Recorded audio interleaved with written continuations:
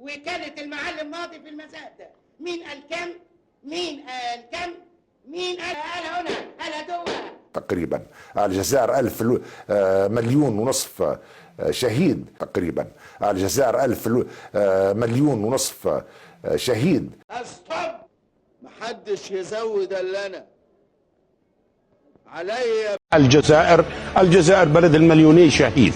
لو لم تدفع هذا الاستحقاق لبقيت مستعمرة. الجزائر بلد المليوني شهيد. لو لم تدفع هذا الاستحقاق لبقيت مستعمرة. استوب، محدش يزود الا انا علي. احنا الارقام تاعنا ان من دخول الاستعمار حتى الخروج فيه 5,630,000 شهيد. غير الانسان اللي يقولها. استوب، محدش يزود الا انا علي. مات من اجلها الشهداء بلك 1.5 مليون. هذا الشيء متفق عليه، ولكن الآن الأرقام تعرفها جميعا، توصل إلى 7 ملايين من قوافل الشهداء، من عرفنا ومن لم نعرف. الأرقام تعرفها جميعا، توصل إلى 7 ملايين من قوافل الشهداء، من عرفنا ومن لم نعرف. استوب، محدش يزود الا انا علي. كم قتل في الجزائر؟ هذا أسهل سؤال. احنا بنقول شعب المليون شهيد، صح؟ كم عدد الذين قتلوا في الجزائر من عام 1830 إلى عام 1962؟ 9 مليون.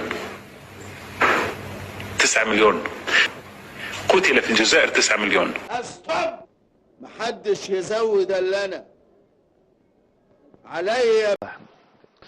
باش الشعب يفهم، اعطيتني فرصه اليوم مهمه. اسمعوا يا شعب.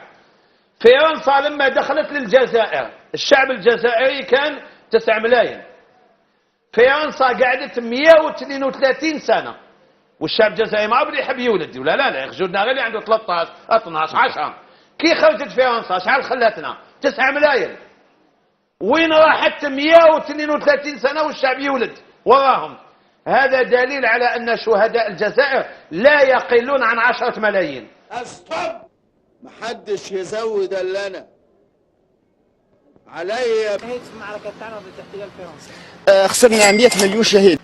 خسرنا 100 مليون شهيد. في المعركة تاعنا ضد الاحتلال الفرنسي خسرنا 100 مليون شهيد. خسرنا 100 مليون شهيد.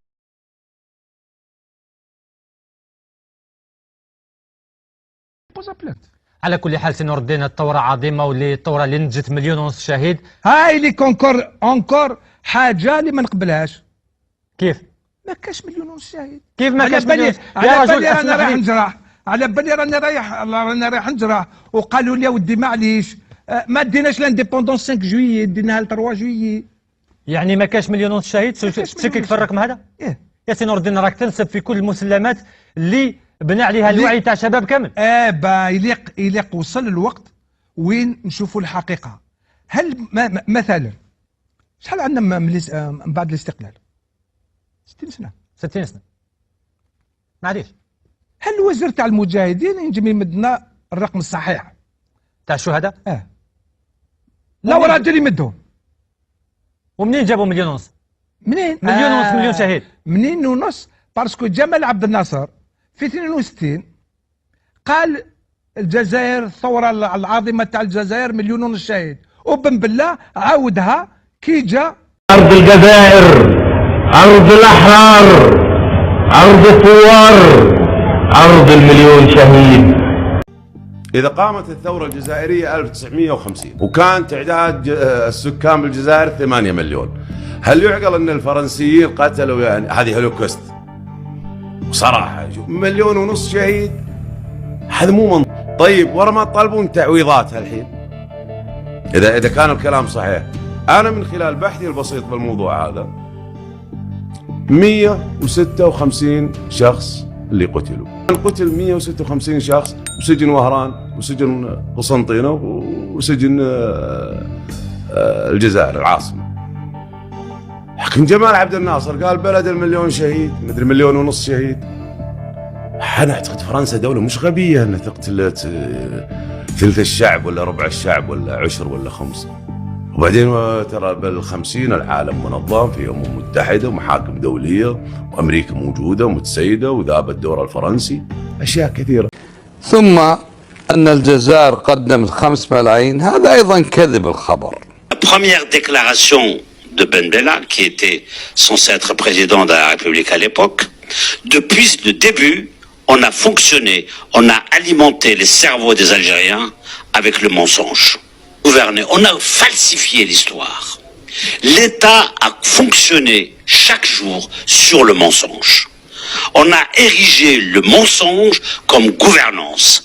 La gouvernance du mensonge, malheureusement, à force de se développer, de s'imposer au niveau de l'école, au niveau de l'histoire, au niveau de la mémoire, aujourd'hui, qu'on se rend compte aussi que ce mensonge a touché même les citoyens. Même l'Algérien est devenu menteur. Surtout, pourquoi? Parce qu'on lui a mis dans la tête des mensonges et il passe son temps à répéter des mensonges. Et c'est pour ça que l'historien intervient, et c'est pour ça que j'ai fait ce livre. Parce que tant que l'on n'aura pas purifié l'histoire, l'on ne pourra pas avancer. Parce que entre la France et l'Algérie, tout est dans le non-dit, dans le psychanalytique, dans le psychologique. Les Algériens savent qu'ils mentent en racontant leur fausse histoire. Mais c'est une rente de situation pour eux. Une rente de situation en Algérie, parce que ceux qui ont capté le pouvoir en Algérie en 1962, ce ne sont pas ceux qui se sont battus contre la France. Parce que ceux qui se sont battus contre la France étaient morts. Il n'y avait plus de maquis.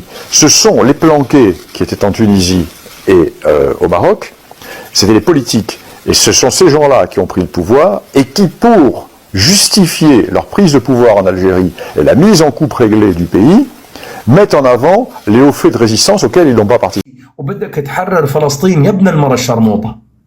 عيب. خلي عندك ذرة من الكرامة. عيب. فهمنا سالو فهمناها، كوردون بلو فهمناها، بونجور فهمناها، نزل المنيو فهمناها، بس خلص. لا ويفتخر يقول عندي 1,000,000 شهيد. تعرف لما تفتخر ب1,000,000 شهيد أنت كأنك تقول سحلتني فرنسا، كأنك تقول سحلوني شرشحوني مردغوني لما تفتخر بعدد قتلاك، لأن كل الأمم الشريفة تفتخر بعدد قتلى وخسائر العدو إلا أنت. أكرر، كل الأمم الشريفة تفتخر بعدد قتلى وخسائر العدو إلا أنت تقول شرشحوني سحلوني.